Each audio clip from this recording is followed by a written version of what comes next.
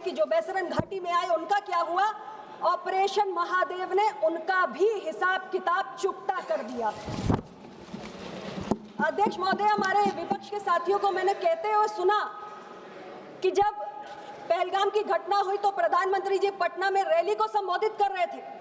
मैं उनको कहना चाहती हूं कि प्रधानमंत्री जी पूरी दुनिया को संदेश दे रहे थे कि भारत किसी कीमत पर आतंक के आगे घुटने टेकने वाला नहीं है।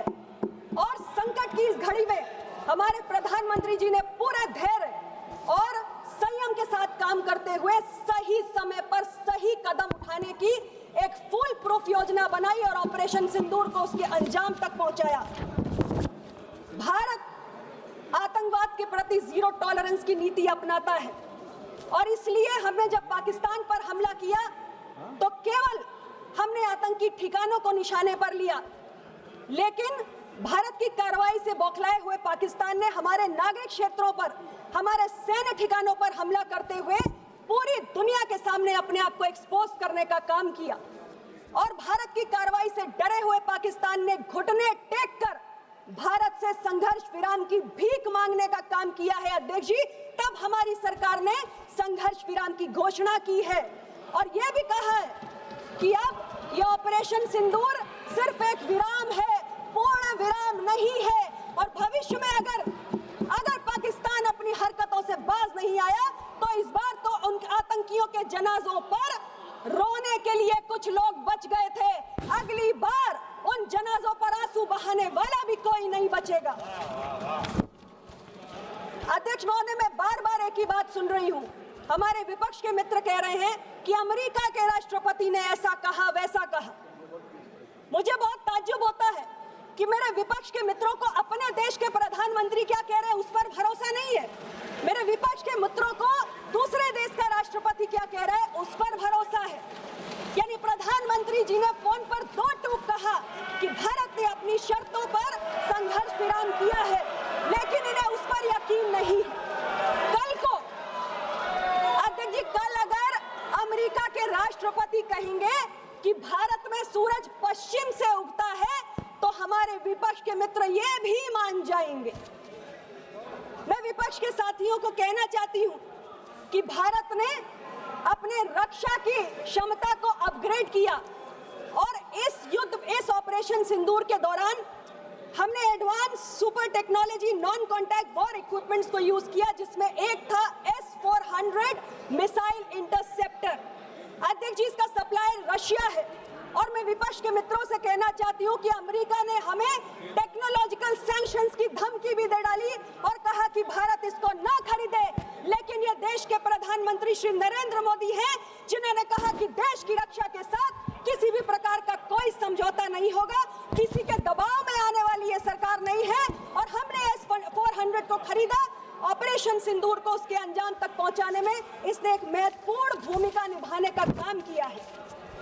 अध्यक्ष जी, मैं बार बार अपने विपक्ष के मित्रों से सुन रही हूं, वो कह रहे हैं कि विदेश नीति फेल हो गई। ये किसकी भाषा है? ये भाषा पाकिस्तान की है।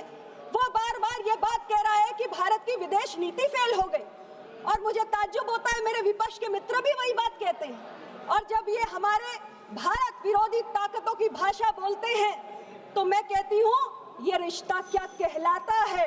अध्यक्ष जी, अभी मुझे थोड़ा बोलने दीजिए।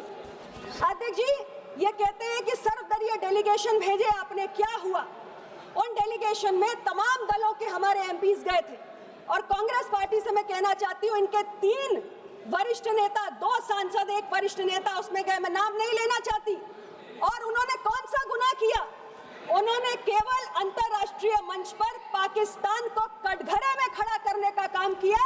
भारत की जो टेररिज्म के खिलाफ नीति है उससे दुनिया को अवगत कराया, लेकिन इन्होंने अपने उन तीनों नेताओं की लानत मलामत करके रख दी। आज इन्होंने उनको किनारे लगा दिया। इनके एक नेता मौन हो गए। एक नेता कहते हैं कि भारत का रहने वाला हूं, भारत की बात सुनाता हूं, और एक नेता कहते हैं is it so difficult to be patriotic in this country. ये हालात है इस कांग्रेस पार्टी के अध्यक्ष जी।